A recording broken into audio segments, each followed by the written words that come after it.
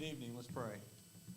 Dear God, thank you so much. Thank you for all the goodness that you give us, Lord, your grace and your mercy.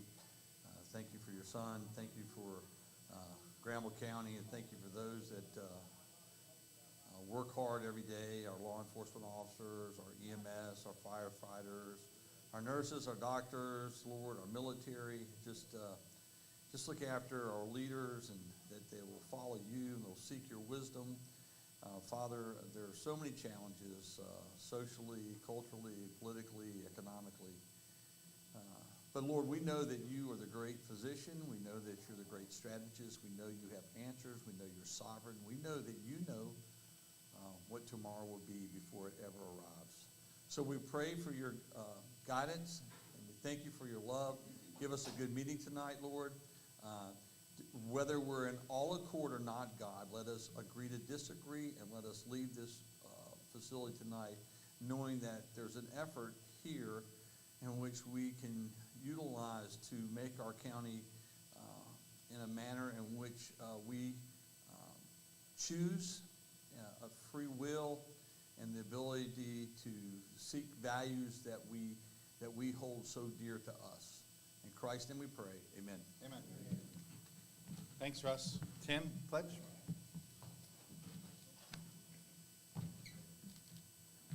you will, please join me in the Pledge of Allegiance. I pledge allegiance to the flag of the United States of America and to the republic for which it stands, one nation, under God, indivisible, with liberty and justice for all. Thank you, Michael. Thank you.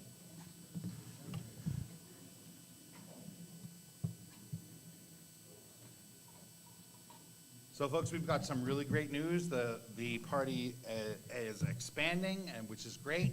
So I invite Gina Benoit to come up here to talk to us about potentially establishing a Granville County chapter of the Republicans Women's Club. So, Gina. Good evening, everybody. I'm so pleased to be here with you tonight, and it's so nice to open up a meeting with a prayer and a pledge of allegiance. I can't tell you how much I have missed that for some time now. My name is Gina Benoit. I'm a resident of Granville County since October of 2015, where I bought my home in Butner. I'm proud to be a lifelong member of the Republican Party since I was able to register at 17 years of age. My family was all dedicated Democrats, so my political party choice was not appreciated. But here I am, 50 years later, and many of them have since changed their affiliation, so youth is not always wasted on the young. This evening, I wanted to come and speak to you and ask you about your interest in and possible support for organizing a Granville County Republican Women's Club. I've been a member of Republican women's clubs in both Rutherford County, North Carolina, and Jefferson County, Kentucky since the late 1980s, and have enjoyed the friendships and the successes that we shared in electing our Republican candidates from the local, state, and federal levels, as well as being a positive influence on our local party organization and the activities that we engaged in the community. I joined my first club in Rutherford County at the invitation of Carolyn Gardner, rest her soul, and she became my mentor.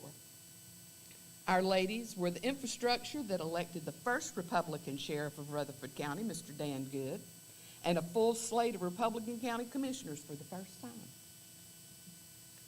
Charles Taylor was our North Carolina state senator who supported our local Earning by Learning program sponsored by the Republican Women's Club, and that was the program that was designed by Newt Gingrich back in the day. And we had a lot of success in increasing children's reading levels, their educational levels in Rutherford County with that program. When I moved to Jefferson County, Kentucky, we elected the first Republican County Commissioner, Barbara Davis, whom I went on to serve as the Chief of Staff. We worked with Mitch McConnell and his team on merging the city and county government, as well as changing the floodplain legislation and the land use plan for the county, Cornerstone 2020. After my return to North Carolina in 2012, I took my time getting reestablished. only to fall ill due to a cerebral spinal fluid leak. And that wasn't repaired until 2021. So I am now fully recovered and ready to support our grand old party once again. When I started looking for how I could be of service before the primary, I noticed I had been missing an invitation to join the local Republican Women's Club, at which time I learned that there wasn't a Granville Republican Women's Club. So, after making some inquiries and speaking with Mike, he connected me with the North Carolina Federated Republican Women's Club president, Miss Kay Wilt. She was very supportive of the idea of starting a Granville County Republican Women's Club. And she provided me with the organizational requirements, information, and documents that we would need to complete in order to become a member of the National Federated Republican Women.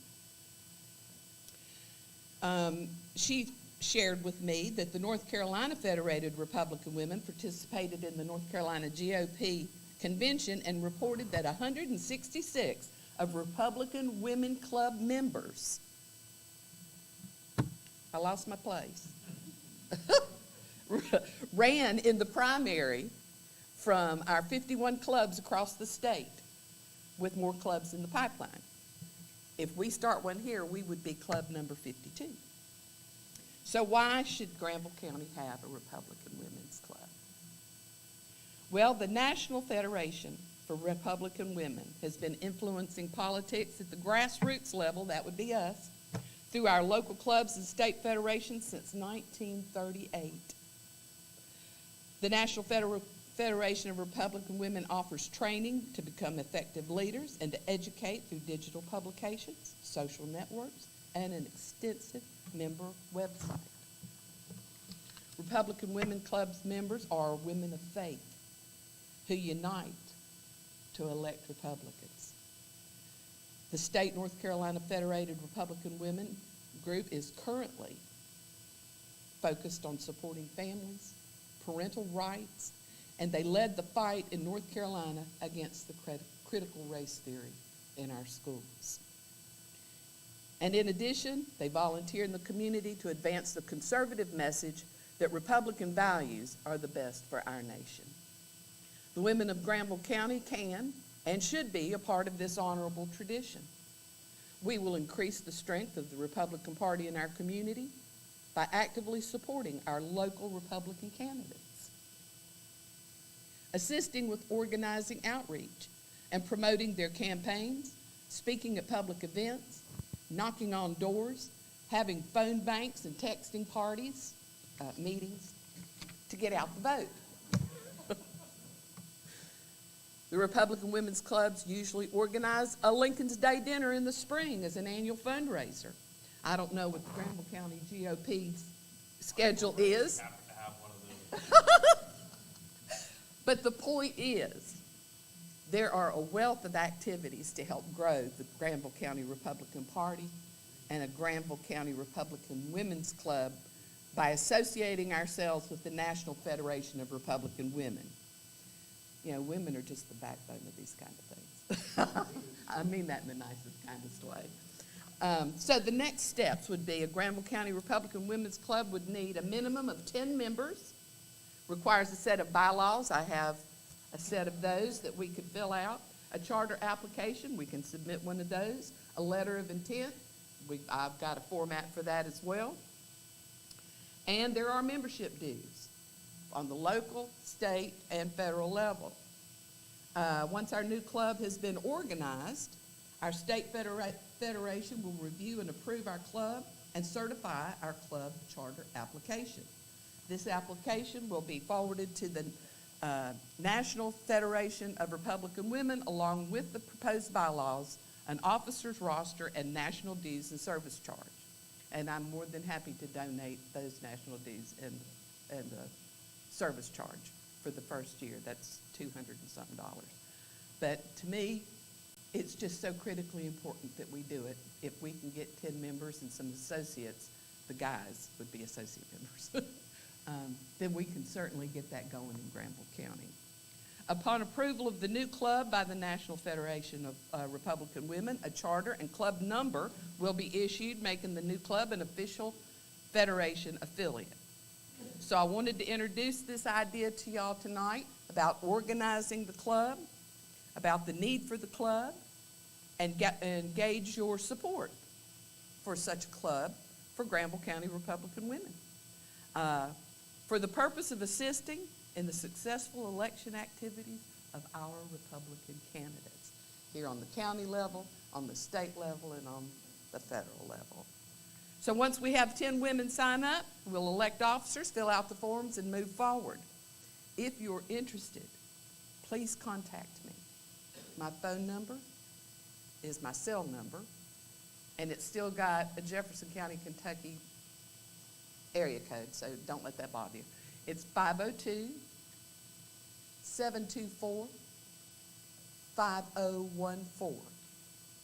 502-724-5014. My email address is GinaBenoyMBA@gmail.com. That's Gina, Jeanna, Benoy, Benoy, MBA as a master's in business, at gmail.com. And I look forward to meeting you ladies and speaking with you personally.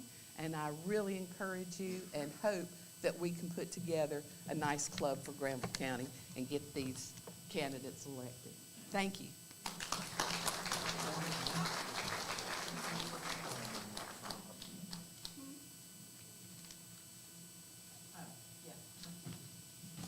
Thanks, Gina, thanks so much. I hope we, that sounds like a great thing for me. I have a question for us. Yes. Where were you when the three of us were running? Kentucky, I think. No, she was here. Said, yeah, who all was running? Well, she just got school board, and she just got, Creedmoor County Commissioner, or City Commissioner, and I've been County Commissioner for 6 years. 6 Well, years? praise the Lord, hallelujah. Absolutely. Yes, ma'am.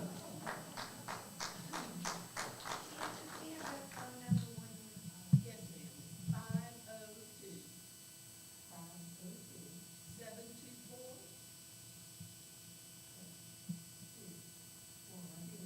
That's okay. 5014. My connected over. I'll get it up there, don't you worry. I was thinking that as I was sitting there, that needs to go on the website. Okay, thank you so much. Sheila Fritz, she is from the Election Integrity Coordinator for our District 4, and she's got a couple words for it. Well, I moved here to the beautiful drive here, and now I want to be part of this. And it is such a great thing to do. I participate in Cary, and it is a great way to learn about politics and to get involved. Oh. Okay, thanks. Okay.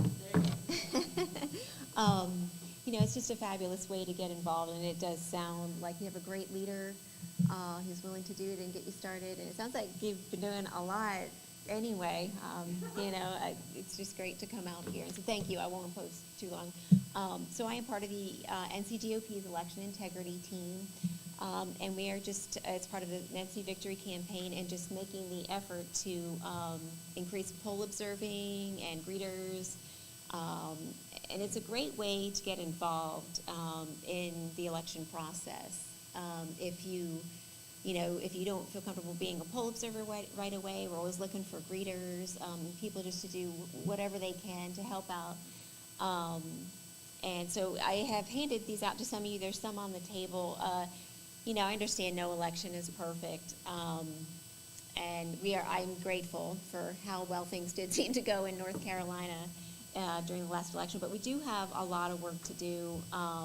There are people moving here all the time who would like to see things go differently. And I'm sure there are things that could be different. So this little card that's out on the table, it's got a phone number. If you don't have access to a computer, there's links to do poll observing in the area. And I guess we'll kind of work in conjunction as you and Chad go to a point. People, I can come down here and do some trainings, we can do Zooms, whatever is convenient for you, we'll do. So anyway, as suffice to say that these will be out there, and thank you for letting me both on the meeting. Do you have a question? Anybody's interested in participating in this, I'd rather you call me. Yeah. That's a good Okay. idea for the county, and I'll get together with Sheila. Yeah, absolutely. Gary Kennedy, my phone number, Ken's Kenny area code, 703-447-5993. Okay, great. All right, and there is, if you do want to sign a sign-up sheet, they are out on the table, that's what those are, but if you want to, coordinate through Gary, that's fine too. But anyway, thank you again for letting me speak. Thank you so much.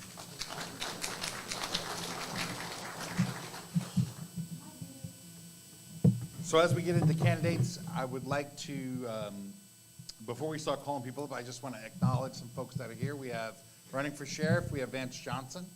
You can say hello.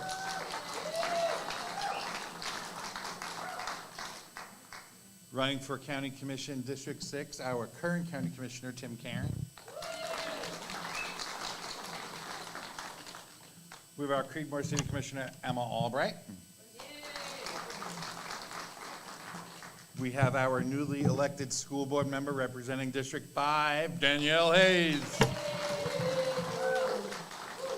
Our District 5 County Commissioner, Russ May. Our District 6 County Commissioner, our District 3 County Commissioner, your District 6. Our District 3 County Commissioner, Sue Hinman. And everybody else is going to talk, so I'll wait. So right now we have a representative from the Courtney Geels campaign. She is our candidate, our Republican candidate for District 4. This is Bryson Weaver. He is Courtney's executive assistant, and don't let him tell you otherwise.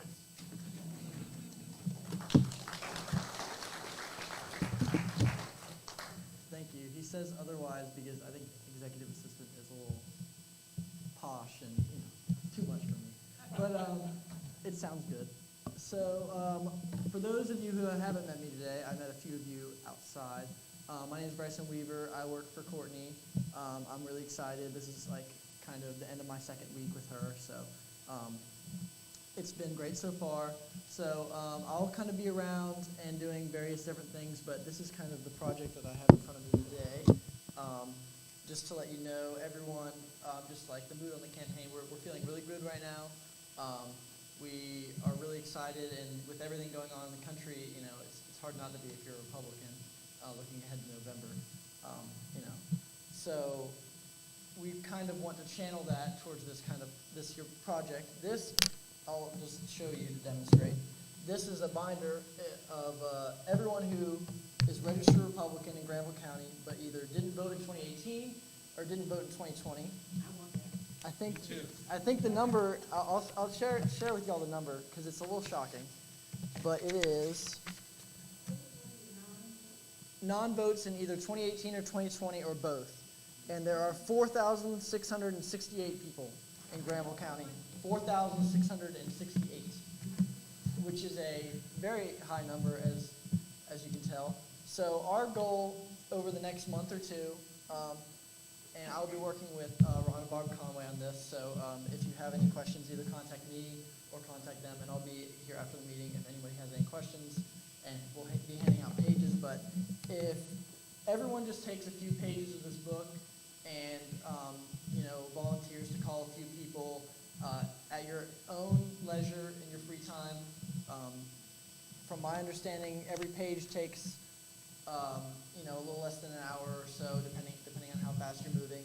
So if everyone just splits it up and we take a little bit at a time, we can really call all these people and try and get their votes for this year.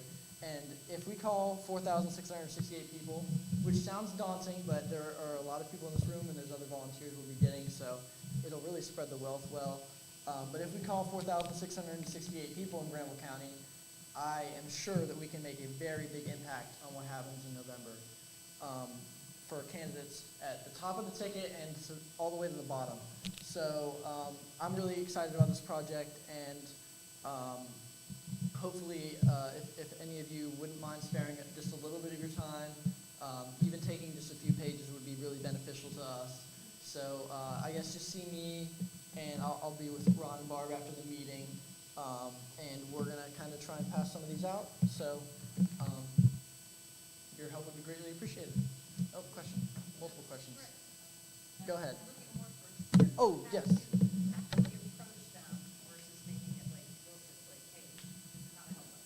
Yes, so sorry, I forgot to mention that point. But I do have a script, and everyone who signs up will be getting a certain number of pages, and it will be with the script.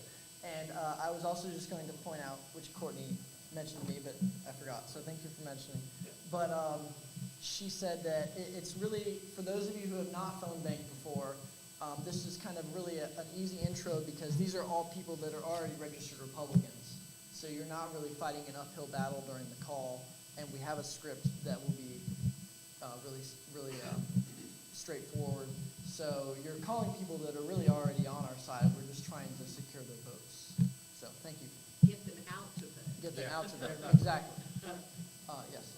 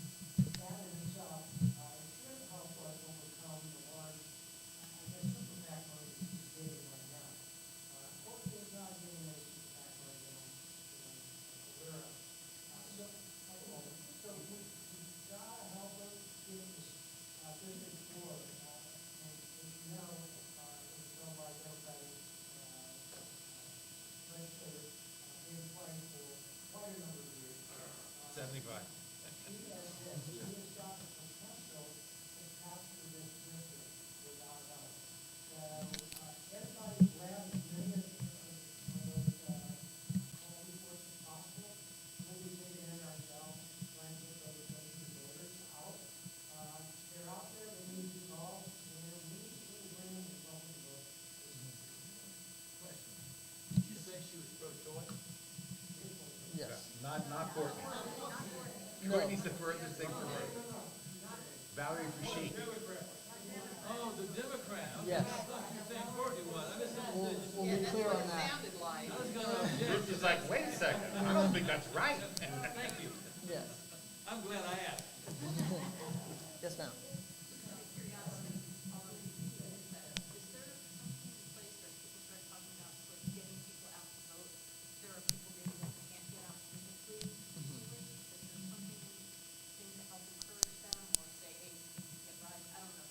Yes, that's a really good point.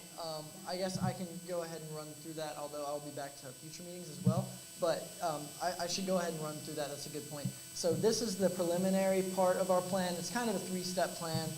So we're going to call these people, and then the number of people left will shrink based on who we've called, and then we'll get down to the people who called and didn't answer or called and have the wrong number, etc. And then we're going to either get out to their door and knock on their door, and then the third part of the plan is that we're going to be mailing things to people, either that we didn't contact through the first two methods, and then through that we're kind of going to compile information on everyone and see if there's anything we can do to help anybody vote, if they need a ride to the poll, or anything we can do to make the process easier for a lot of these people. So yes. Sorry. You first. Sorry, I'm got a lot of questions. Haven't done a lot of phone banks in the past. I'm wondering about starting this early with phone calls, or if maybe there's maybe like a 2 or 3 step process where we make an initial call and then a follow-up call, and then like the week before the election, just really hit them hard with that get out the vote phone call. Yes, ma'am. So that's a good point. We are starting this early because we're trying to fit in this 3-step plan. It takes a good deal of time, especially when we get into part 2 with the door knocking. But if we can kind of secure some of the votes initially, part of the script is, can you guarantee your vote for November? And then those people, we can knock off the list because they'll say, yes, I am voting in November. And we can go with that. But moving into November, we can kind of change plans, and we'll be able to pull data on who has voted already and leading up to Election Day, and we can do more things in that front. Great job, buddy. Thank you. He'll be here afterwards. Yeah, if you have any further questions, just talk to me afterwards, and you can get my number or my email. That's perfect. Thank you. Good job, Bryson. Yeah, thank you. I'll tell Courtney you did great. You can do it from right there. So, here is our candidate for District 6 County Commissioner, Tim Karen. He's going to give a quick update on our county, state of the county. Okay, didn't know what was gonna happen, but we'll go with it real quick. You're all right. Monday night, we approved, the budget, for this fiscal year. There is a new, taxing authority for the unincorporated areas, including Stovall, so it's unincorporated plus Stovall for the fire service district. It's a 6-cent fire service, district. Just so you know, in the past, we were funding our volunteer fire departments at about $80,000 a station. Cost about $170,000 to $180,000 a station to run those things. So we had been underfunding those. Same with EMS. You wouldn't believe it, but they keep 6 ambulances on the street for 24/7. It's about $3.7 million. We had been funding that at about $800,000. This year we added $1.2 million to that, so bringing it up to almost $2 million. Still short, but we're going to do that. Funding the schools additionally, more and more every year. We always give them pretty darn close to what they ask for, even though they don't seem to want to consolidate, but maybe we'll get it this year. What am I missing? State of the county. We're hiring a new county manager. Our county manager resigned. He's moving on. We hired an interim county manager. Used to be our emergency services director, and Doug Mogan has retired since, actively involved. Was in the event of an emergency as emergency management director, the second in charge prior to getting a deputy county manager in Granville County. So very familiar with, where all the cutoff valves and switches are, that kind of thing. So still actively involved in the state county operations and has a good handle on should something arise and he can be able to put a fire out should he need to. So county's in good shape there. We've hired a recruiting firm. We're supposed to be having interviews with our first round of 15 candidates to get cleared down here in the next 30 days. And then that'll drop to 5 candidates as we move forward. So moving forward with that, good things happening there. Impromptu speech. Good. But if anybody needs anything more specific about that, that's this week. So if anybody needs any more details or anything, please feel free to reach out to myself, Commissioner May, Commissioner Hinman, Sue, Russ, or Tim. So thank you. And again, I'm running for District 6 to retain my seat here in Granville County, the southernmost portion of the county. So I see a couple people from the southern end, but appreciate y'all being here tonight. Thank you, Tim.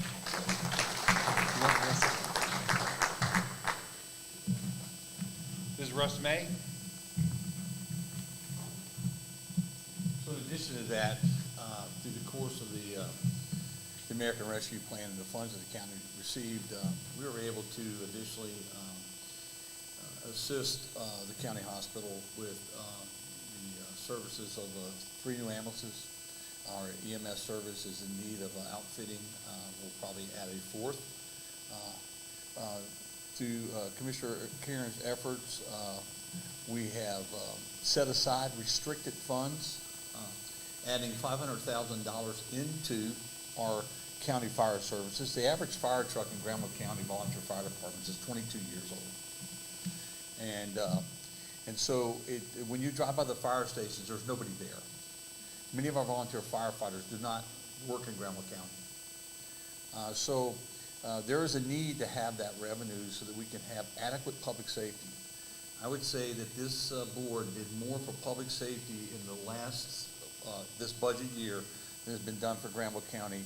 I want to use the word ever, but in a significantly long period of time that will change the course of how we view public safety and how services are provided to our citizens. So I don't like to use the word tax. I know nobody likes to be taxed, but I find it a lot easier when we look at $100, $120 a year. And I'm not saying that's not a lot of money to some folks. It's a lot of money to me. But at the end of the day, you're going to be saving on your insurance because you get insurance ratings based on your fire service ratings. And so there's a benefit. There's a huge benefit. Along with the board approved that $2.5 million, with $2 million for a multi-facility out in the southern end of the county where we could actually have a fire service station and recreation, which, if you know, the children in my end on Highway 56, they play baseball next to Mr. Gooch's store off Highway 56. And so we don't have a recreational park or ball field down there. So I'm not one of these people that are big in recreation parks and building parks and building parks. But I had to step back and said when I was a kid and growing up, there were a lot of places we could go play ball. There's just not there. They're not there. So we want to keep our kids out of trouble. We want to bring some vitality back to our communities. We want to enhance the quality of life. It's an opportunity. So that's restricted funds. That means that it's dedicated to that when the opportunity arises and the county is positioned financially to be able to expend those funds safely without going into our budget too deeply.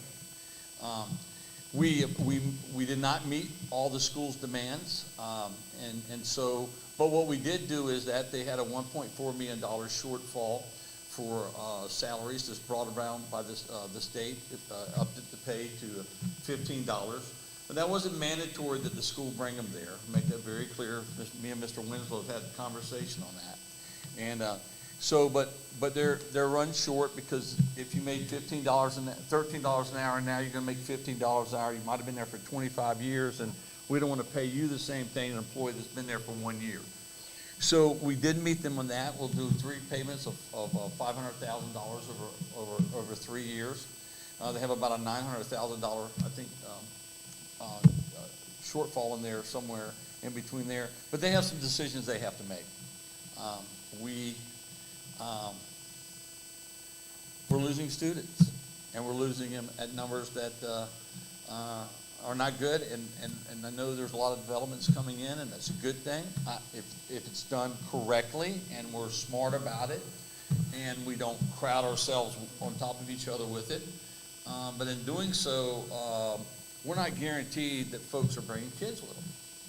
And so just because you have a neighborhood that's going to build 50 homes doesn't mean we're going to have 120 kids. Just not working out that way for Cranwell County.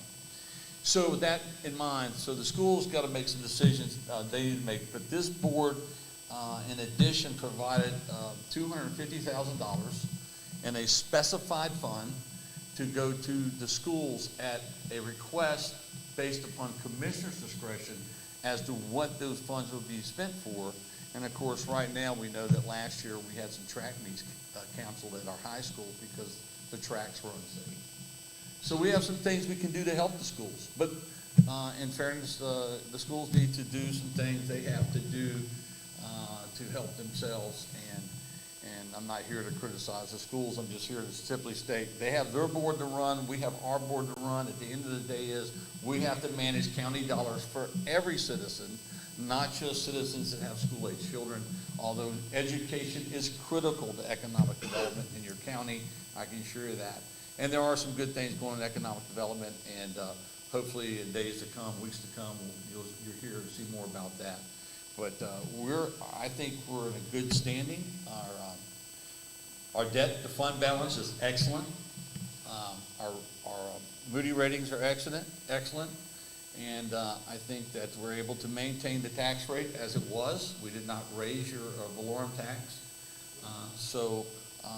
But you did get the county fire tax. And like I'll tell anybody any day, you cannot fund a fire department by putting $20 in a boot. A fire truck costs about $500,000. That's a basic fire truck. And so we've got to find a way to put some people in stations. We have to find a way to invest in capital for new trucks. And so we're going to have to really up our game there, and I think we have. And so, question?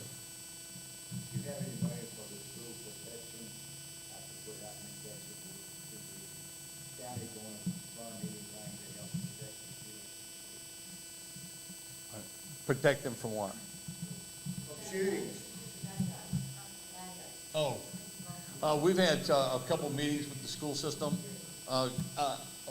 Commissioners have met with the schools, met with the sheriff department. We have provided input.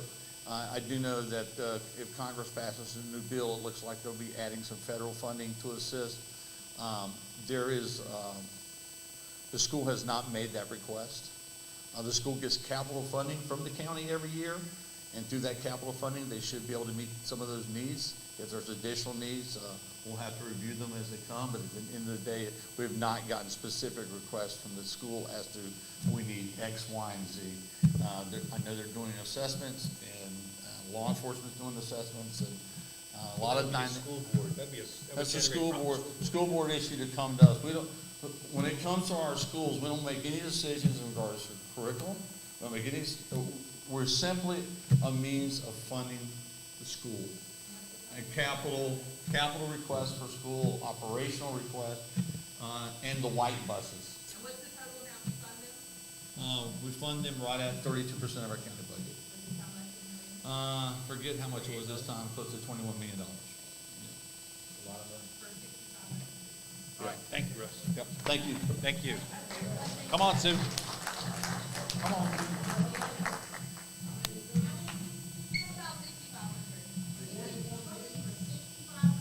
Yes. That's right. Yes. And we have no say-so what they do with that money. None. They just ask them for the money and we give it to them and they do what they want. But, That's the system. but That's the way, that's the that's the way design. it's always gone. Goes on. But the thing I have that I wanted to tell you about, the taxes on that we were talking about, the fire district, that 6 cents can only go to the fire district. It cannot go to the animal control fund, sheriff's department, or any other place. It can only go to the fire districts. So where if we were to just raise your taxes 6 cents, it could go to anything. Where this can only go to the fire department. That's why I don't understand why like STEM opted out, why towns opted out. Right, well, but That makes they're, well, and I was at the STEM meeting when they decided to do that.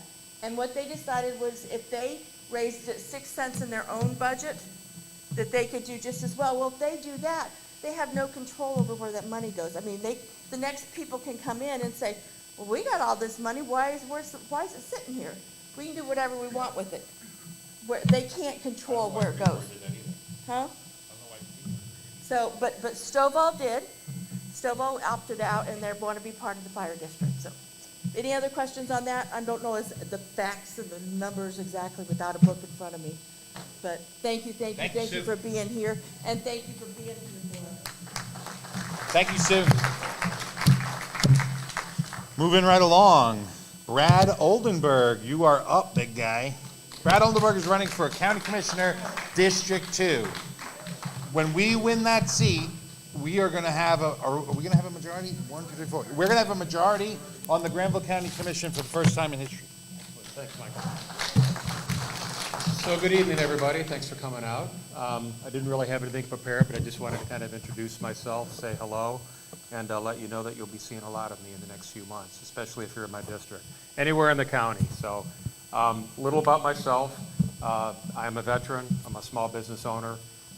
When I established my roots here in Granville County not too long ago, I stepped away from a 35-year career in information technology, professional services, and consulting, and decided to follow my passion, which was in the Second Amendment, firearms training, and helping people learn how to shoot safely and handle firearms safely and whatnot.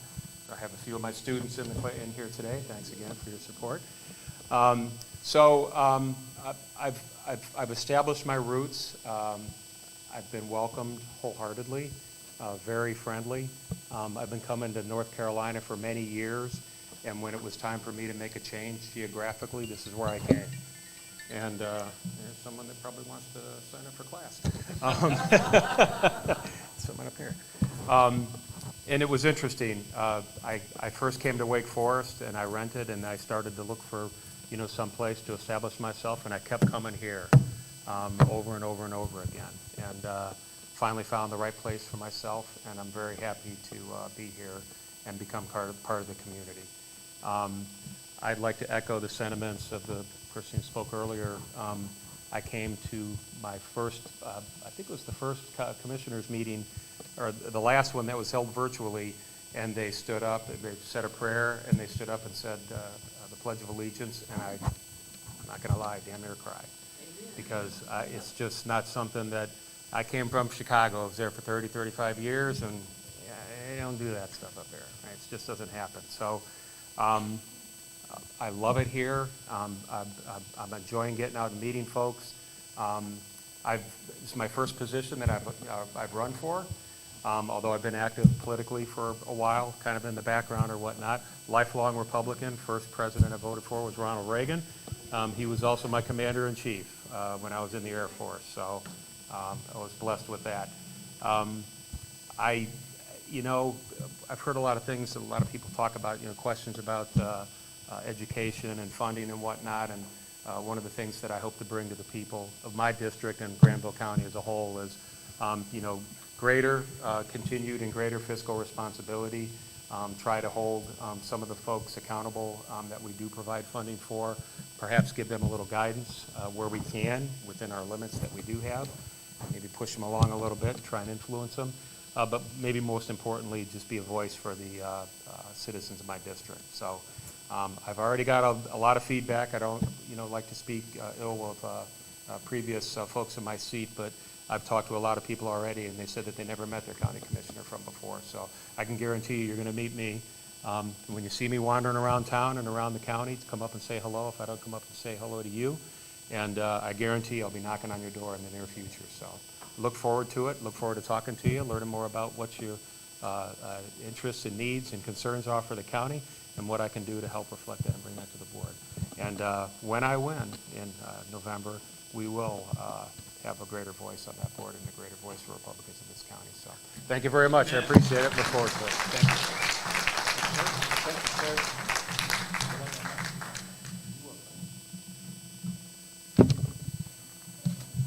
Matthew Winslow, our District Senate, our District 7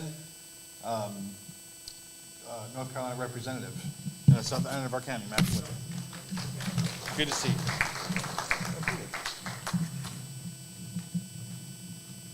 Thanks for inviting me to speak today. Thanks for coming. Yeah, absolutely. First thing I always like to say is I'd like to thank the candidates that come out because it is a true sacrifice. I mean, Danielle, you're going to make about $5,000 next year, so I just want you to know, okay? And you can put in about 60 hours a week, but it's fine. Okay, you're going to love it. Half your friends are going to hate you, half are going to love you, so, it's great. But sacrifice for all of you, and you do it because you care about your community. And so the fact that you introduce them, allow them to get a chance to speak is a big deal, so thank you so much. So Michael asked me to talk about updates in legislature. We're in the short session right now. We finished the long session, which is the longest session in history. We were there all last year into March. So a pretty big deal being in session that long. So now we're in short session, and right now the biggest thing is it's budget negotiation. We're adjusting the budget we adopted last year. And the biggest thing is dealing with inflation. I mean, that's really what we're dealing with. We're working on projects we had sent out for last year. Do we fund them? Do we change the scope? Those kind of things. Working on teacher salaries, state salaries, education, because we spend a lot of money out for education. Those are the big things we're working on right now, dealing with the inflation. The other thing is, as conservatives and Republicans, we believe that the best way to help the economy and help the inflation is to get the money back in your hands. Not take it from you and then give it to you, right? My father-in-law, he gave me a good example a long time ago. He says, you give money, you like to give money away to people. If you want to give to nonprofit, that's great. He says, what the government does is they take your money, then they reach in your pocket and they give it away to other people, and plus have a service charge on top of it. And so we believe that what we're going to do is we want to reduce taxes and give you money so that you won't be given to government. Since the Republicans took over 12 years ago consistently, we've been constantly reducing taxes. When Republicans took over, there was a massive debt on the pension system and against the state, and taxes were over 7%. Now we have a surplus, and we have this year we're going to generate about $6 billion extra in the budget, and we set a trajectory of taxes. Like right now, personal income tax is just below 5%, and corporate taxes are right at 1%.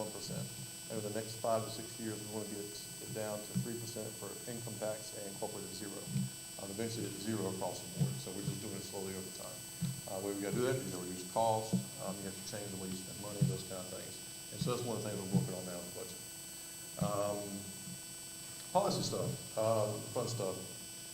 Things you don't really think about, but you know, you see the news, you see the smash and grab, you go in, you grab something, and other states, what they've done is they've decided what we're gonna do is we're just gonna ignore it. It's under $750, so we're not even gonna chase it down or anything else. So we decided in the House, we ran a bill that says, you know, if you're gonna smash and grab, we're actually give you additional penalties and fees and jail time for it, so we want to discourage that. Yeah, rule of law, right? So. Increased penalties for arsons that cause harm to firefighters.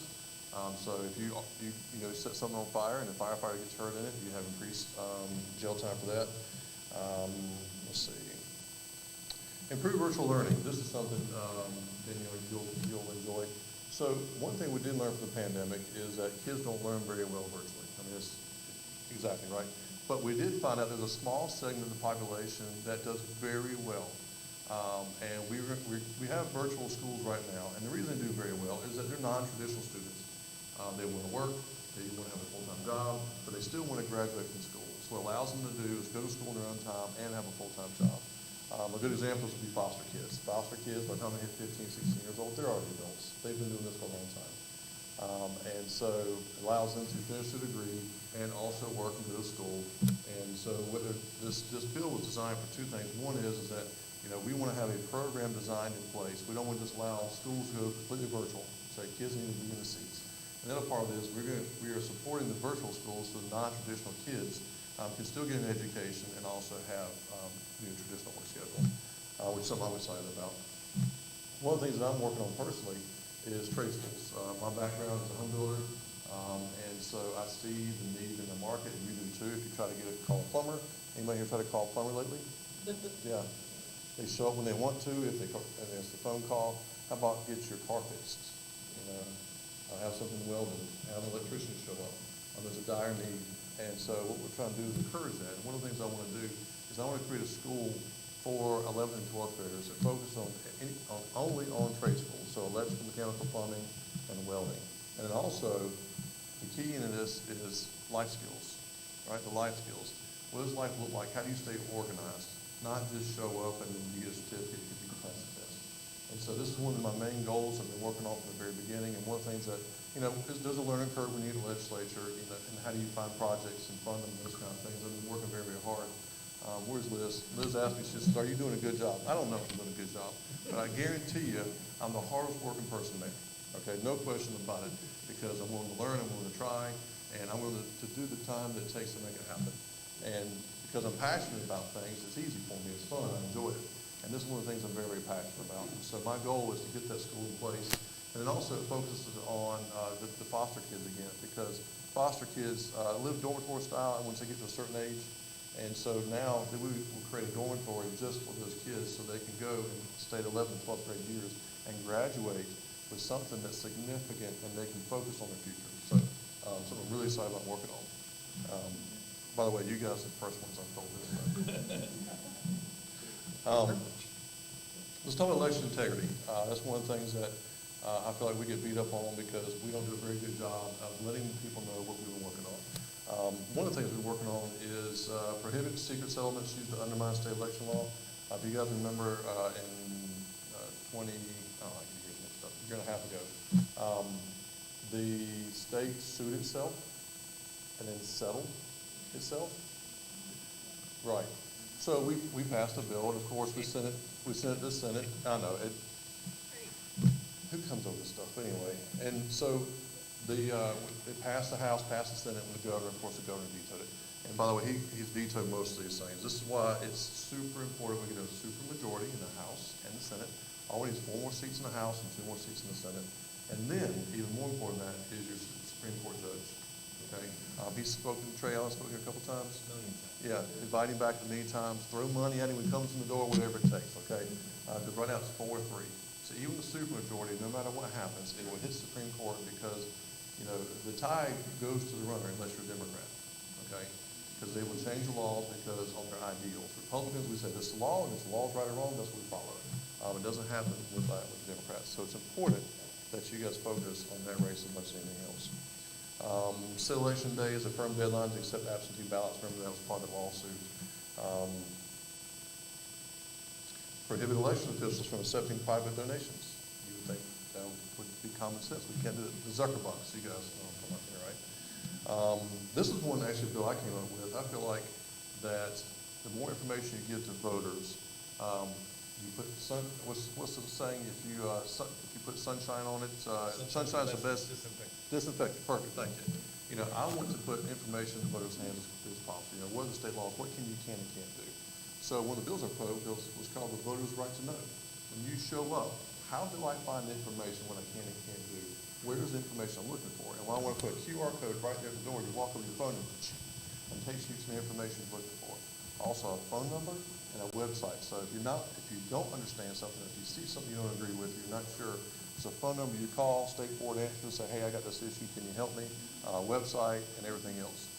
That bill, unfortunately, made it to the House, went to the Senate, and we had to carve out a voter bill so that we could change the primary dates because of both lawsuits. So I'll run it again, but it's a fun bill. Remove non-citizens from North Carolina voter rolls. There was Judicial Watch did a great. They actually sued several states because people weren't getting kicked off the rolls, like 250,000. We ran a bill to coincide with it, which is very important. So we worked on that. We require a post-election audit on all voting equipment, which is very important. There are audits done, just so you know, there are audits where they confirm information. You guys are part of that after the election. But we wanted to say, we will make sure the equipment is certified, and this is what to say it is, so we ran a bill for that. I'm glad, somebody brought up school safety. Since 2013, the legislature has spent about $500 million on school safety across the board, SROs, all those kind of things. In this last budget, we put about $84 million, $84 million into school safety for SROs, securing schools, those kind of things. So it's a cumulative.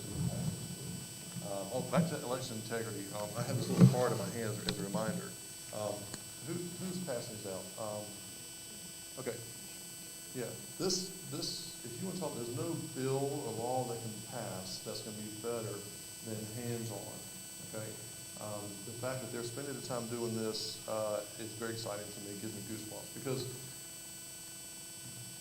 I didn't realize how good the Democrat machine was until I ran for office.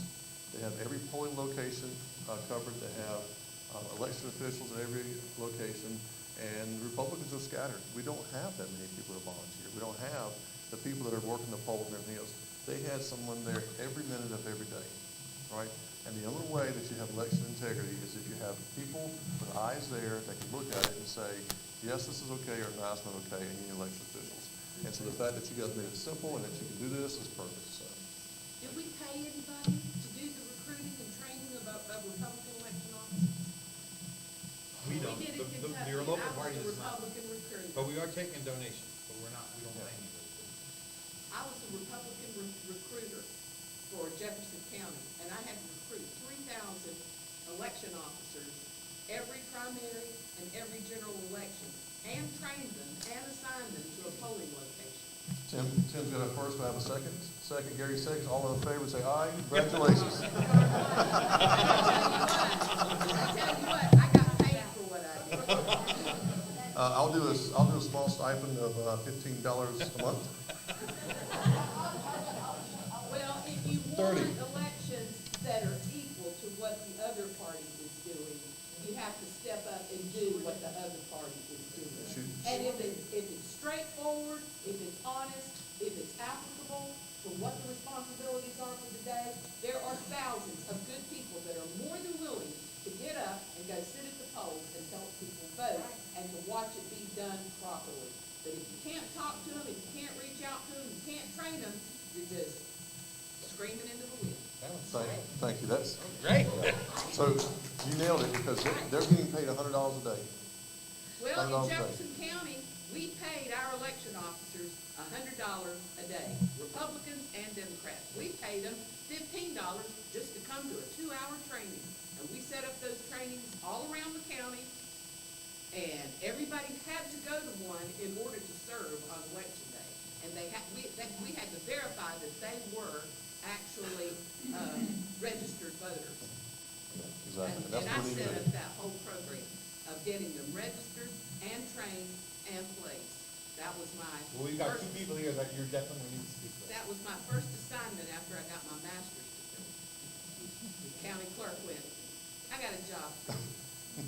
And I have one for you too. You're gonna talk to Gene, you're gonna talk to Gary, yeah. Gary. Gary, yes, sir. You guys Gary's who my came friend. out to this meeting tonight are obviously the four constituents in the Republican Party in this county. On election day, in the primary, we needed 90 shifts to cover. 90 shifts. We had 15 volunteers from the entire 10,000 Republican, registered Republican voters in this county. There were 15 people who fought it up, come out, and sit down and watch. You get somebody out there, even an observer who knows nothing, it's like parking a police car in front of a 7-Eleven. Yeah. It's likely to get lost. It's a deterrent. So we've got a great training program, and I'm counting on people here who care enough to participate, to talk to their friends and talk to their neighbors and help us recruit more people. We've got a couple of months to get this set up, so we need probably 100 to 120 minimum volunteers to cover the general election. Yeah, I did, when I ran, I had 88 volunteers.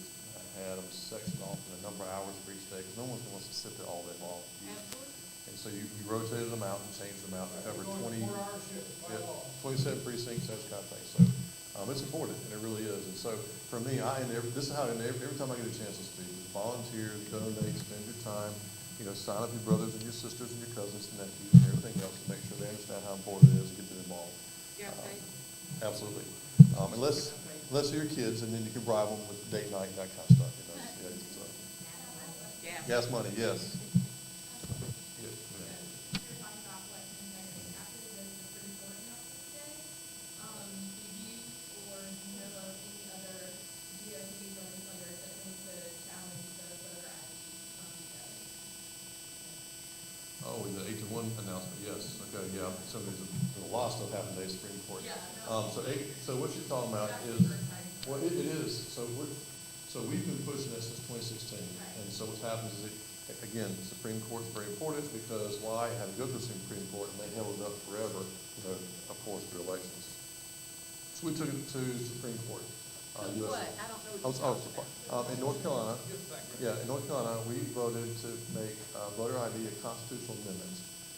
Actually, you did. We put it on the ballot. The Republicans did. I wasn't part of that.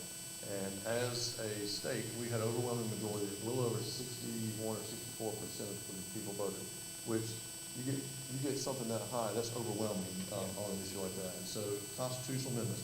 So we made the changes. We followed the Constitution. We put it in there. Of course, the Democrats sued. And so they said, well, they said it's not fair because people that can't afford it, can't get IDs. Well, what we did, Crying out loud. so what we did, in the bill, it actually says that you can use any ID, anything that identifies you, and if you don't, we'll give you a free, all you gotta do is get a free ID, okay? Yes, free We ID. can't afford to take time off of work to go get it. Well, then we said, we're gonna have a service where we're gonna drive a vehicle to your house and give you an ID. That's not enough, okay?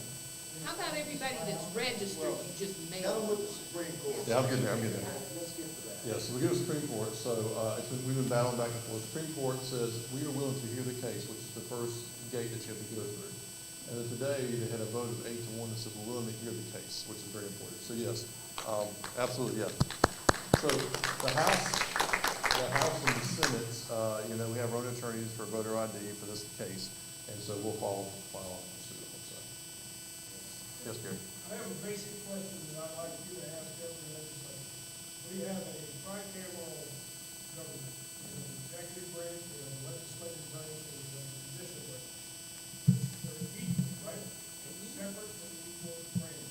What are you talking about at the The state? Constitution says the legislature sets the election laws, and I would like to know why you have to follow what the Supreme Court of North Carolina or the United States says.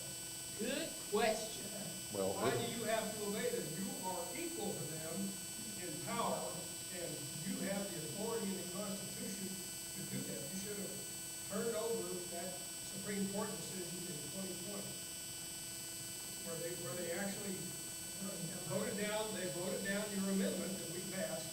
They voted it down by the Supreme Court, overruling it. That doesn't make any sense to me, because you're supposed to be three equal branches with checks and balances. And what good are checks and balances if the courts have the final say every single time?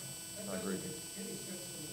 Mary's amendment was the same thing, the judge overruled that. Yeah, so what's happening is, that's why it's important that we flip that seat with Trey Allen, because what they're becoming is they're becoming legislators and not judicial officers, which is their job. The legislature should stand up to them and say, you made your decision and that's your judgment, enforce it. So, for example, let's take redistricting. Redistricting went, we passed it. We actually, what we did with redistricting is we followed the letter of the law for Constitution. If you look at the old maps when the Democrats did it, you start from the northern part of the state and you follow the roads, and it was just worse, awful gerrymandering. So we said, no. So we sued and we said, no, we're following the Constitution. And ours were set on nodes, mathematical nodes that the computer program pushes out, and that's how we did it. Centralized, we didn't cross boundary lines, we probably weren't supposed to do. And of course, the Democrats sued. And it goes before appeals court and then the Supreme Court, and the Supreme Court makes up some arbitrary rules, it goes back, and we fight it back and forth, right? And you guys saw what's going on in the news. So it hits back, and they said, well, we're going to make up new rules that aren't constitutional, and that's what we're going to decide on how redistricting should be done. And they redrew the maps on their own, and they said, here, this is how we want you to do it. My question is, why did you have to accept those maps? Well, so we appealed to the federal Supreme Court. The Supreme Court says, we're not getting involved.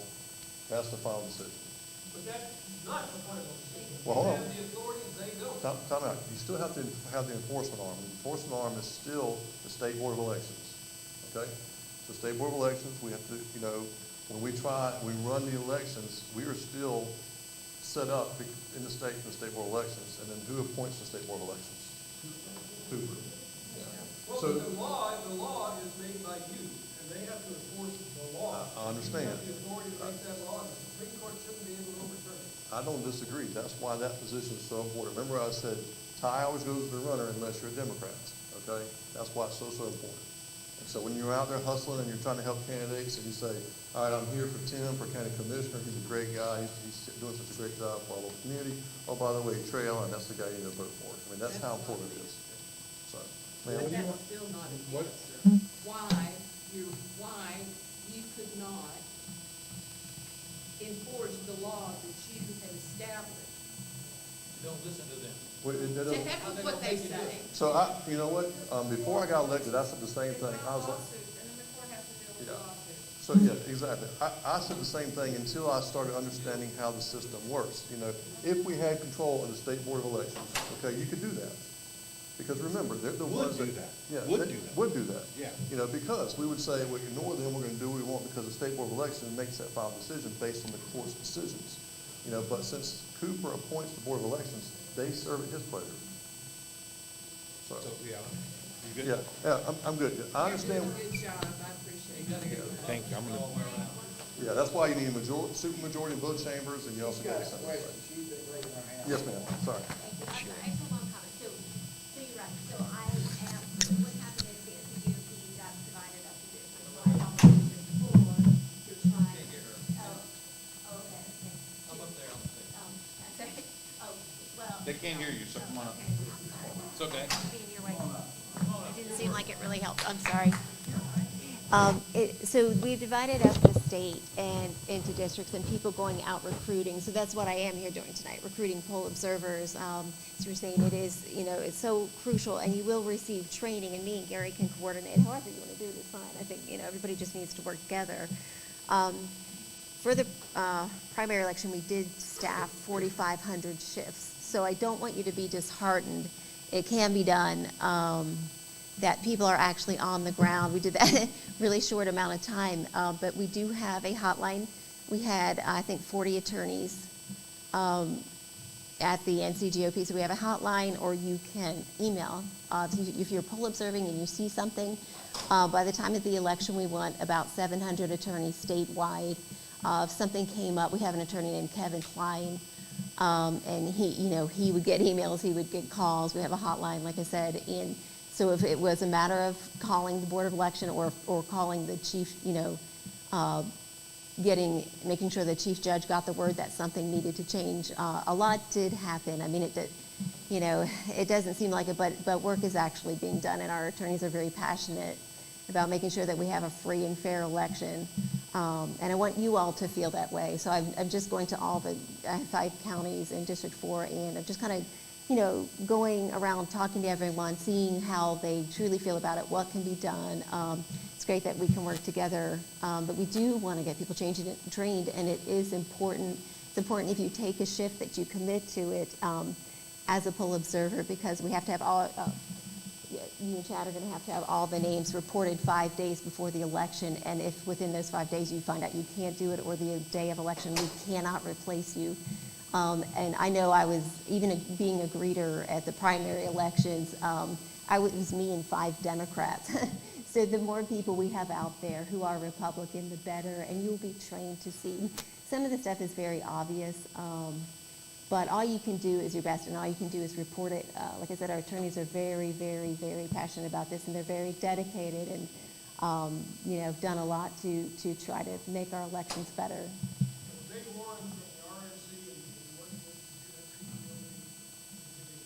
the training on the laws and how to keep yourself legal and out of trouble. And we work with an organization, Granville County, is with an organization called the North Carolina Election Integrity Team. It's a coalition of conservative people.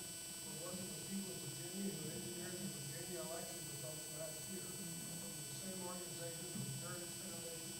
We have an hour's worth of videos that you can take, just go up online, watch it. It's very simple. That's We great. know more about the election machines than the people working at the polls because of the video that's posted on that site. That, I am so glad to hear that, and I don't know how many counties you've gone to, but keep going, and we can work together. We've covered about 71 counties, and are trying to get attorneys there, and trying to use funding wherever we need to fight battles.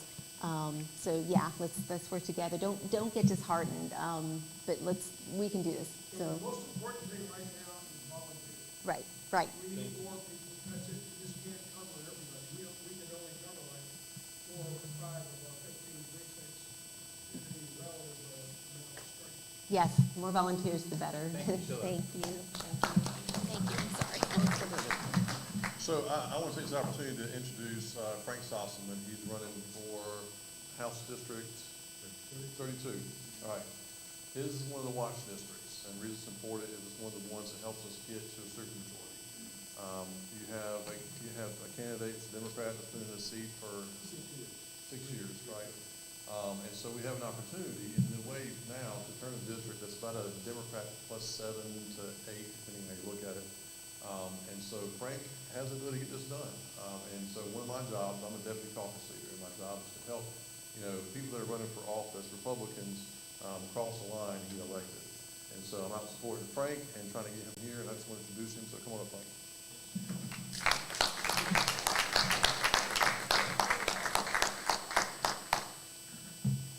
Thank you so much. It's great to be here, and I was thinking of my childhood while this discussion was going on. I learned as a child playing football behind the church that it's not how good you play the game, but it's who keeps the score. We won a lot of games, but we lost because the guy that kept the score gave the win to the other team. And the Republicans noted a lot of improprieties that went on regarding the election, not allowing poll watchers to get in and watch. And we screamed about it. Other things that was noticed, but we screamed about it. But whoever is keeping the score, if they say, too bad, so that's the legislators' difficulty. You've got this kind of conundrum going on. But I hope we can get it straightened out. I know one thing. I'll be a voice that screams and hollers and kicks and spits and slobbers and everything else. I'll try every trick in the trade I did it as a preacher, as a pastor, and I'll hit the podium and I'll say, you're going to hell if you don't do it right, you know. Amen, see that, and I'll need you there to amen me. We'll have revival at the State House. But it's been going extremely well. I've been very, very encouraged as I've circulated in Vance County and Granville County. I don't cover Creedmoor, Mount Energy, and Wilton. That's Matt Winslow's District 7. But I'm still concerned about those 3 precincts because they're still in Granville County. I think it's a little stupid, in my opinion, how you slice it up. It's like going to a doctor, and the doctor says, now, I can examine everything and take care of everything with your body except this arm and that foot. I'd go to another doctor that could take care of the whole body. Well, see, my interest is not in those 3 areas, but it is. So Matt and I will be working in concert to make sure the whole county is taken care of and the whole district. But I've been circulating. I've been going in black communities. I was at the Juneteenth event at Hawkins Chapel Baptist Church Saturday. Got a great reception. They allowed me to speak, and I sang.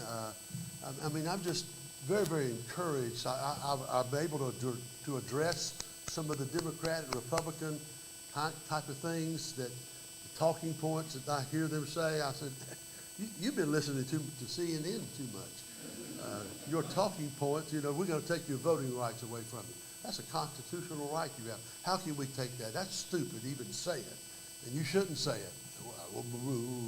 But anyway, I'm feeling good about what's going on, but we do need everybody to be involved. I want to make you aware of a couple things going on for me. August the 17th on a Wednesday night at Henderson Country Club, Commissioner Tommy Hester, who's a Republican, is sponsoring a fundraising reception for me, and I'd be glad to give you more information about that. I could send you some information if I have your email address. And if you provide that for me, I'll be glad to send you the information so you can be a part of that if you'd like. August the 17th. It's on a Wednesday night, 6 to 7:30. Speaker of the House, Tim Moore, will be there. So I'd love for you to be there and consider being a part of it. Yeah. This Friday, you've been hearing about the Vance County Republican Party fundraiser. This Friday, gates open at 5:30 to 6:30 we eat. 6:30 the program starts. Lieutenant Governor Mark Robinson is there, and there'll be others there too to address the crowd. I still have some tickets. The tickets are $25. If you have an interest and you haven't had the opportunity to get a ticket, I'd be glad to make one available to you for $25. And I have some material. This is good. Everywhere I go, I'm passing out these cards, talking to people, and I'm able to leave them that. If any of you have places like barbershops, beauty shops, they use this picture at the barbershop for a haircut design. No. I'm just kidding. Garages, convenience stores, or other places that you put these up. But this is a good conversational piece. But I have some literature. I'm waiting to put yard signs out in late August, early September. There's no need to put them out too early. Everybody's always asking, when are you going to put yard signs out? I'm going to wait. The weather's going to destroy them if you put them out now. And then people will get used to them, and they'll lose their impact. So, but anyway, I'll have this available for you, and you can go to my website too, frank4nc.com, but you can always Google and find about anything, even if you don't remember what I just told you. But I appreciate your support, Mike. Thank you. And listen, you know how to carry out a meeting. Thank you. You know, he said in one of our meetings, and he didn't mean it That Chad didn't know how to carry on a meeting. And I've been poking the Chad about that ever since. I asked him, I told him the last time, I said, Ben Scrabble's offered a class. Thank God you. bless you all. Thank you, Frank. Well, that Frankie's silly. All right, thanks, guys. Got a couple of announcements. We have the hot sauce contest coming up. That is September 10th. And we will need help with setup and tear down and to sit in our tent and sell merchandise and do voter registration. It is going to be so much fun. We had a really good time last year at the Hot Sauce Festival and raised a bunch of money, and it was really hot at the Hot Sauce Festival. And it'll be it's a lot of fun. So we invite you all to come down and hang out with us then. The Lincoln Reagan dinner, it's coming up again, October 8th, and we need volunteers for that. This is our second one, as opposed to last year, which we had zero idea what we were doing. Thankfully, Kristen Kennedy was there, because without Kristen Kennedy, we'd still be trying to put stuff together for that Lincoln Reagan dinner. So we got that coming up. That's just another thing we have coming up. I just wanted to run past everybody the North Carolina Board of Elections. In each county, it is three Democrats and 2 Republicans on our county Board of Elections. And that's because it's each party gets to pick 2, and then the chair of the Board of Elections is appointed by the governor. And currently, our governor is a Democrat, so he appoints a Democrat. So each county is a majority Democrat Board of Elections. Say that again?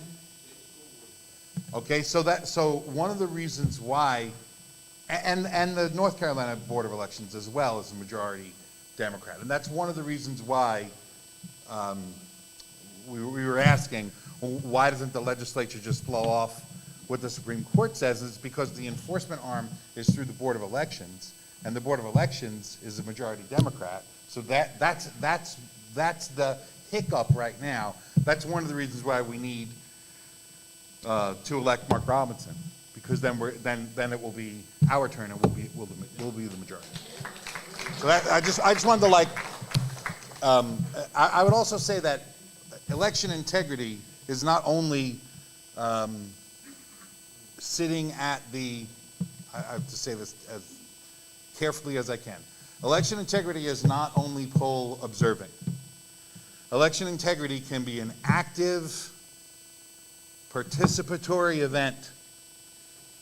And I really hope that those of you that are concerned about election integrity find the time to come out to the election hearing that we have tomorrow. Because that is about election integrity, if there ever was something about it. 10 o'clock at the courthouse.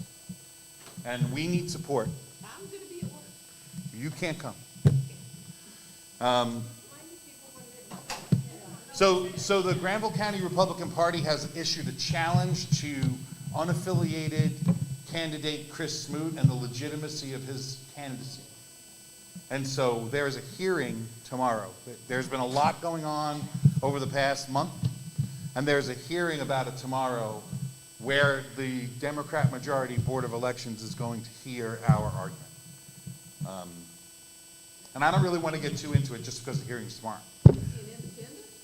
No, there's no such thing as unaffiliated. So there's unaffiliated, Republicans, Democrats, Libertarian, and I think Green in Granville County now. I think those are not yet? Soon, right? Something about green. Yeah, okay, so not yet. Not yet, but so that's what we have right now. And, you know, we really hope that we can get some support. You know, we would like for you guys to come out and support us at the courthouse tomorrow. I think it's going to be in both.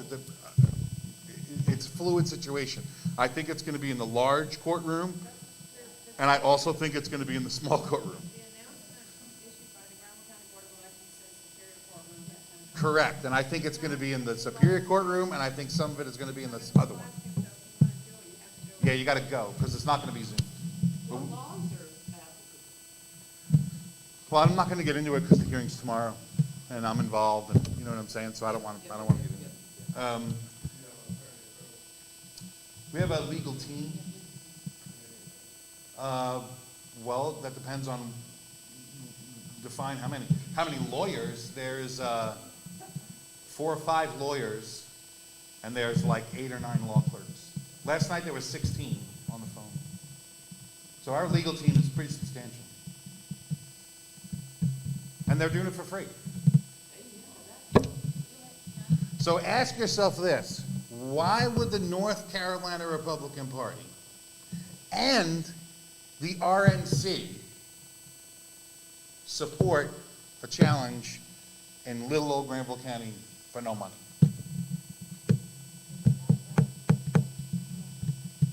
So I really hope you guys can come out and support us. No. You can look it up, though. Yeah, Granville County Board of Elections. But if I can, Mary, I will. I'll find out later on if I can send an email, and if I can, I will. There's a couple of other things I just wanted to quickly go over. Our executive committee met on Thursday. We did a little bit of shuffling with our executive committee. Tony Gooch, our treasurer, had resigned because of some health issues. He asked if he could not be the treasurer. So our finance committee chairperson, Stephanie Burris, and Tony switched because Stephanie was really doing the treasurer job and Tony was really doing the helper job. So they just switched seats. Liz Smith had resigned because there was a conflict. Liz is an elections judge, and that does not allow her to sit on our executive committee. We had made a mistake. When we realized the mistake, then we said, Liz, isn't it more important that you do this? And she agreed. And so she said, okay, I'll just resign then and get somebody else to replace me. And Lynn Cooper is now on our executive committee. So I just wanted to introduce you to Lynn Cooper. And she's probably going to say the same thing on this side. Go ahead, you have something you want to? Yeah, I just want everyone to understand the importance of tomorrow. We talk about election integrity and how important it is. We talk about it every meeting. All the time. Then support your GOP. Because these guys stood up. And regardless, at the end of the day, personally for me, I'm Republican. But if you're Republican, Democrat, unaffiliated, do it right. If you're not going to do it right, you shouldn't be allowed to participate. And that's what I care about. Do it the right way, and that's what we want. And these guys put their neck out, stood up as Granville County GOP. And thank you, John and Debbie, for all the hard work you've done with us. I appreciate it more than you know. But come and help support these guys. Don't sit back and complain. And you know how many people I've spoken to recently that truly do not understand how elections work. They are clueless. So speak to someone because that's their side. They're going to have their side listening. And they should not be the only people listening tomorrow. We should be there to support them. So please come out because I will be there at 10 o'clock. I took off from work. Yes, Gary. Thank you, Lynn. Thank you, Lynn.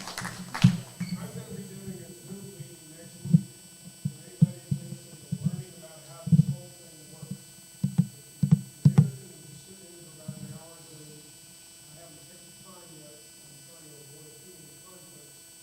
But we'll be happy to give you your email before you leave tonight. I'll be out. And if you send it to me, I can send it out. Okay. You know what I mean? So this way it's easier for you. Well, just, we need people to understand it. Yeah, yeah. I have to admit, I've gone to the polls before and I didn't even have a clue how it worked. All I knew was who I was going to vote for president. I had no idea what was happening. And thanks to, I'll tell you, I just want to point out, we've got 3 or 4 people that are Mary Roy, the Gates, the Conways, I don't know if I'm missing anybody, but they volunteered. These guys spent hours and days working on election integrity during this election cycle. Yes, ma'am. Me? Just one thing more about election integrity. We need poll observers, but just my opinion from being inside in the Board of Elections as a poll worker, and you need poll workers in the polls for election integrity more so because they see everything that goes on. They don't just see what we see when we're sitting there. I think it's important to be there because that's a presence that's there. But if we need more Republican poll workers. When I was in the Board of Elections, I would say you have to have a certain number, but we were minimal. We were the bare minimum. So, and you get paid to be a poll worker. Yeah, you get paid. Not a server, but a poll worker, you get paid by the hour. So if it's a money thing for people, there you go. I know some people said that they do it because they pay their property taxes with it. So we need to recruit poll workers because you see everything. In addition to poll In observers. addition to poll Yeah. workers, because they're in the. Christy Kennedy. Does the Board of Elections handle that, or the county clerk? The Board of Elections handles it, but people can submit names, people can volunteer. Did they advertise? They have done flyers before. I've only on there for 2.5 years. They've done flyers, but they don't. Don't the judges recruit the poll workers? Yes. Kristen was the chief judge, she had to recruit all the poll workers. Yeah, I was the chief judge. I had to get all my people. They gave me a list of people to choose from, and most of them were Democrats, and all of the Republicans on that list either moved away or said, no, I'm not doing this yet. Right. But I didn't want to poll a precinct that was unbalanced. So I recruited 50-50.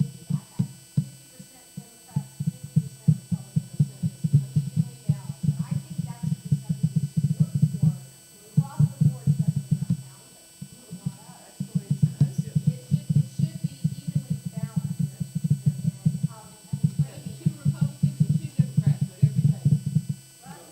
Oh, stop it. Sorry. Precinct, you have about 9. No, I'm talking about the precincts. That's what we did in Kentucky, in Jefferson County. Every precinct, every table had 2 Republicans and 2 Democrats. Well, you're going to be involved, so hopefully we'll make it happen. Now, you can understand why we need people. For example, there's not just poll observers, there's people who coordinate with the Board of Yeah. Elections and watch Board of Elections meetings to know what's going on. There's people like Don Waits, who's deeply involved in voter roll clearing up. We've got voter registration, we've got disabled voters who we Yeah. go out and we have. Sue. I worked 4 elections before I was elected. 4 elections. I was the first Republican judge in that precinct. The first. There has never been a Republican judge there. There never been a Republican. And item number 2 on that front is that the poll worker training is coming down to the state level and it is, the people that were in my precinct, and I was not a chief judge for the primary, I was just a judge, but nobody understood how to even set up a precinct in Washington. They didn't understand how to open that machine and make it work. They had a 2-hour training system started almost an hour late. And just ran it. It just had no order to it. Okay, we're going to, that's all great. Yes, Carol. We heard earlier that there's 4,000 registered Republicans that did not vote. That tells you a lot. Gary recruited me to come to these meetings. I think at one time you had maybe 10 people going. Is that right? I'm saying this because this room should be full. Amen. And if we don't talk to the people and get them interested, I want to point something out right here. We had 2 Latinos that came to the meeting tonight. All I need them all. We need to encourage these fine people, to encourage other Latinos. Absolutely. That is going to be key for Granville County. Amen. Thank you for coming. Thank you. Get out there and talk to people. I gotta go home and go to bed. We'll talk to y'all later. Bye, Carol. Can I say one thing? Yes, Liz. If you're gonna volunteer or get involved in the worker and you say you're gonna be there, show up. Show up. We had 5 people. There was supposed to be double that. It was 5 Saturday morning. Yeah. So 5, it was split, but, and I know Joe had the same thing where he did that. If you're gonna do it, do it. Don't leave people hanging. And if you're a judge, a chief judge, you need to, don't go with the list they give you. You need to call and get a commitment from those people because sometimes they just put people because they know their name, they've done it before. I'm just a witness to it. I've been in there and they'll just put people's names on there to fill up the slots because we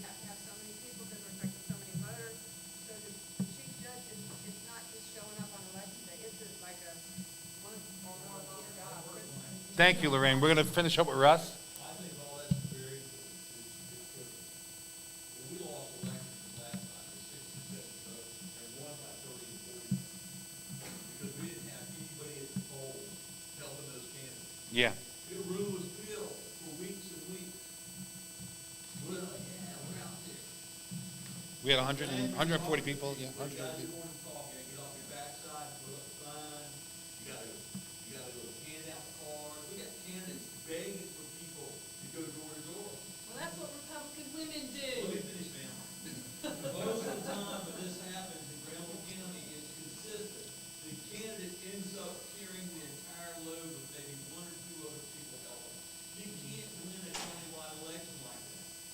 So until you decide that you're actually gonna get out there and on election day or during early voting and stand out there when people walk out and say, hey, consider this person, let me tell you, that's where the election is won or lost. Early voting is where the election is won or lost, right there.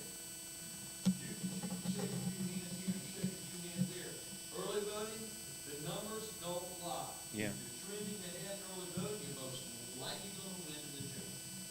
And the people that go out and early vote, people that polls work for them, they win. So, it's frustrating to me as someone who has ran a campaign and has worked with other people at their polls, and then sitting under 15th and 10th for hour after hour by yourself or with your spouse. Yeah. Yeah.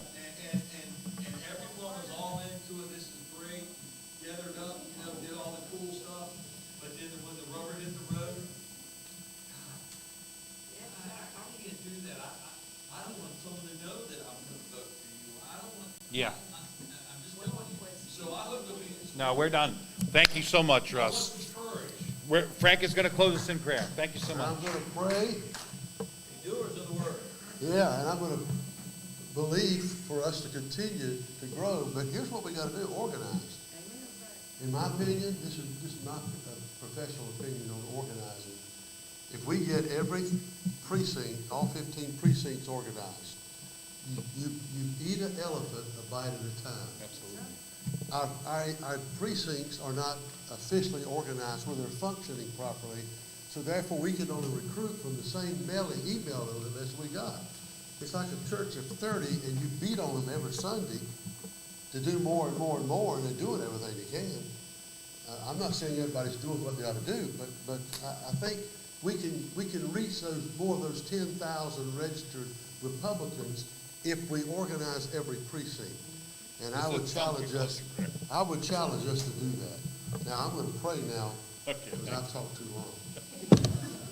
Lord, thank you for this wonderful time to be together tonight as fellow Republicans and to talk about things that are near and dear to all of our hearts. I trust and pray that you'll give every candidate favor as he or she goes in and out among the people. And I pray that you will give us wisdom, and I pray that you'll give us the resources, and also may people be raised up to serve and to help for the cause. I pray that you'll take us now to our homes safely, give us a night of rest, and give us a great rest of the week. And we will thank you and praise you for all you do for us. In Jesus' name we pray. Amen. Amen. Amen. If you want to go with me to the cemetery, I'm